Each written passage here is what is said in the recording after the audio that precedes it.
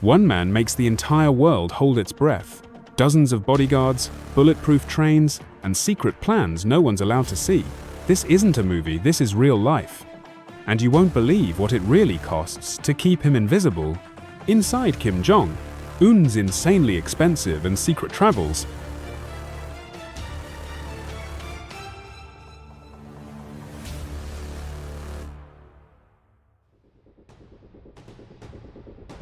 Section 1. The legendary armored train. Kim's train is more like a luxury 5-star hotel, crossed with a Cold War military command center. Reportedly costing upwards of $100 million, this isn't a train, it's a moving fortress. But what makes it truly fascinating isn't just the armor plating or the onboard conference rooms with pink leather chairs, it's the logistics. 3 trains move together. The first runs ahead, checking the tracks for bombs, ambushes, or sabotage. The second carries Kim and his entourage. The third follows behind with emergency backup forces, and even a helicopter on board. This multi-train convoy creeps along at a sluggish 37 miles per hour, slow enough to be overtaken by a bicycle, yet secure enough to evade detection and assassination attempts. You might think this would make him a sitting duck, but thanks to a web of 20 secret railway stations and power cuts on nearby tracks during passage, it's surprisingly effective. And while most North Koreans scrape by on less than $2,000 a year, this moving fortress serves fresh caviar and imported wines. The moral contradiction here is staggering. How does a regime justify such grotesque excess while millions starve? The answer lies in fear, both of enemies abroad and of his own inner circle. Section 2. Luxury cars and the jogging bodyguards.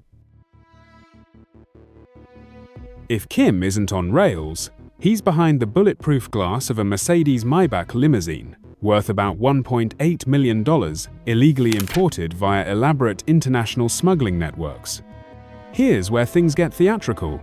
Kim's motorcade isn't just a handful of cars. It's a full-scale, military-grade operation, complete with decoy cars, surveillance vans, mobile communication centers, and most famously, a squad of jogging bodyguards. These impeccably trained men run alongside Kim's limousine, not for show, but as a literal human shield against potential shooters. The selection process is absurdly intense. Candidates must be of similar height to Kim, possess flawless eyesight, and be so loyal their backgrounds are investigated going back 2 generations. Imagine the job interview. Can you sprint a 5K in a suit? Excellent. Can you wrestle a would-be assassin while jogging? Even better. While comical to the outside world, this tactic reflects the genuine paranoia of a regime built on absolute control and the fear of betrayal. Section 3.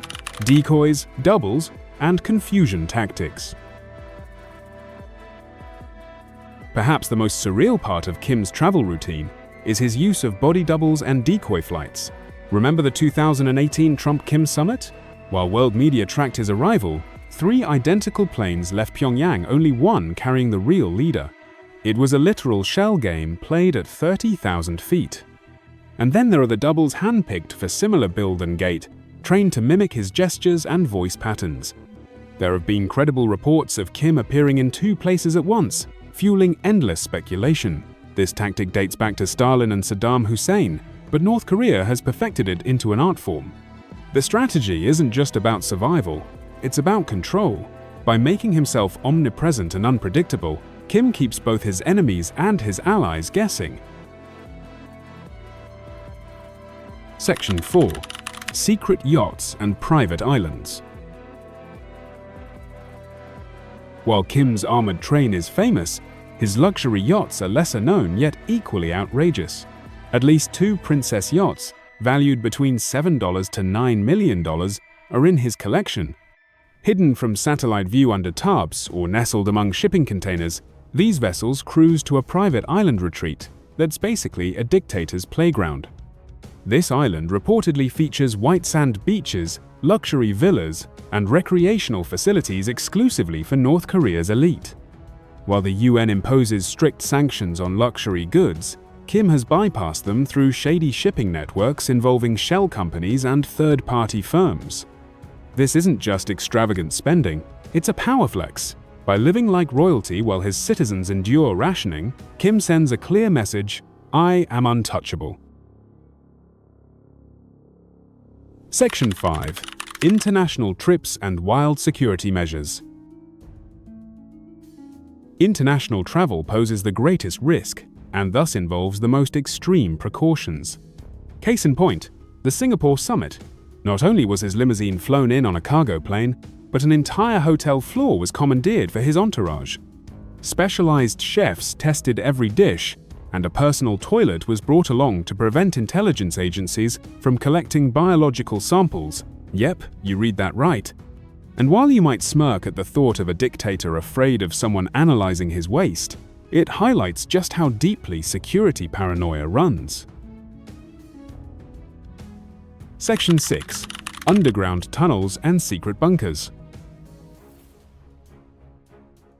North Korea's secret weapon isn't just what moves above ground. Beneath its mountains lie up to 8,000 underground facilities, from bunkers to rail networks.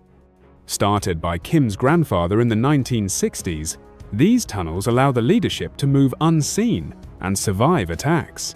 Some are large enough for vehicles and even full trains. Foreign intelligence agencies have struggled for decades to map them.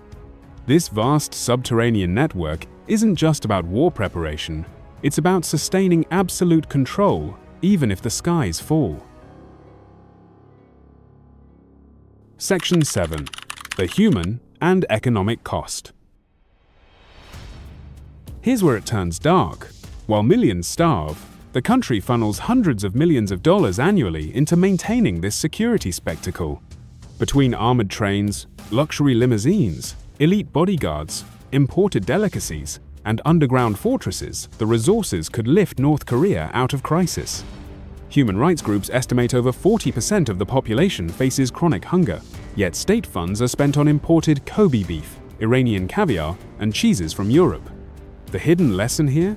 In totalitarian regimes, power preservation outweighs human life, always. So what can we learn from this?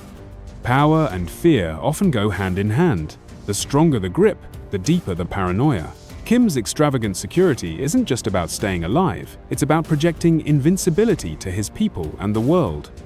If this glimpse into one man's obsessive security has shocked or intrigued you, hit that subscribe button and drop a comment with the wildest fact you learned today.